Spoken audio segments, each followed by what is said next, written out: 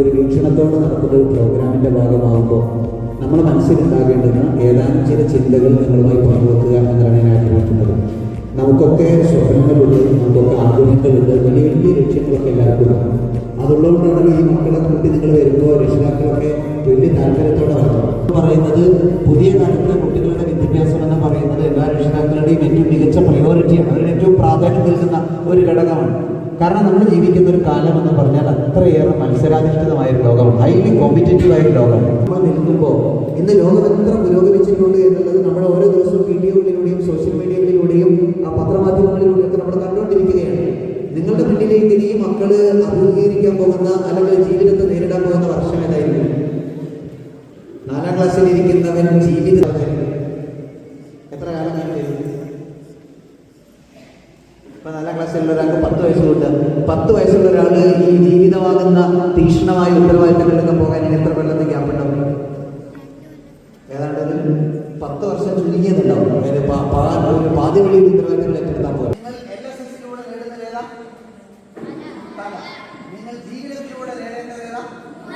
ജീവിതം ഇതൊക്കെ നമ്മളോട് വലിയ വലിയ അർത്ഥത്തിൽ കടപ്പാട് നമ്മൾക്ക് അങ്ങോട്ടും ഇങ്ങോട്ടുള്ളതാണ്. ആ മുറയും മര്യാദയും സംസ്കാരവുമുള്ള ഒരു തലമുറയെ രൂപപ്പെടുത്തിയെടുക്കുക എന്നതിൽ ഒരു കോംപ്രമൈസും ചെയ്യാത്തൊരു തലമുറയിൽ മാത്രമേ നല്ല മനുഷ്യരുണ്ടാകാൻ കഴിയുള്ളൂ. എഡ്യൂക്കേഷൻ വിത്ത് വാല്യൂസ്. നിങ്ങൾ വിദ്യാഭ്യാസന്മാരായി മാറും, ചരിത്ര യുഗ ശില്പികളായി മാറും.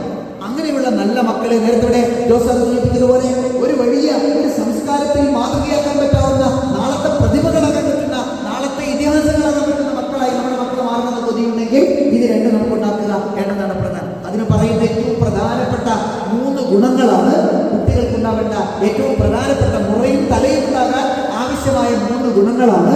ഒന്ന് ക്യാരക്ടർ, 2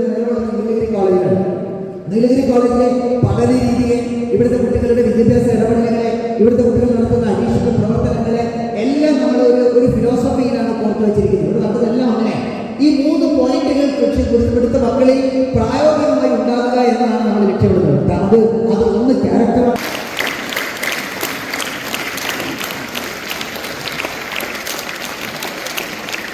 രക്ഷിതാക്കൾക്ക് മുമ്പിലുണ്ട്, നിങ്ങൾ ടീച്ചേഴ്സുണ്ട്, നമ്മുടെ സ്ഥാപനത്തിന്റെ നേതാക്കന്മാരുണ്ട്. അവരുടെ ഒക്കെ മുമ്പിൽ വെച്ചാണ് പ്രഖ്യാപിച്ചത്. കുട്ടി വല്ലാണ്ട് പഞ്ചസാരയെ പ്രധാന പ്രശ്നം. രാവിലെ കയ്യിൽ പഞ്ചസാര തൊട്ടേ അമ്മ അടിക്കും, കുട്ടി കട്ടുതിന്നും പരിപാടി. അങ്ങനെയുള്ള കുട്ടിയുടെ പഞ്ചസാര തീരുന്ന സ്വഭാവം മാറ്റാൻ അമ്മ കണ്ടുപിടിച്ചിട്ട്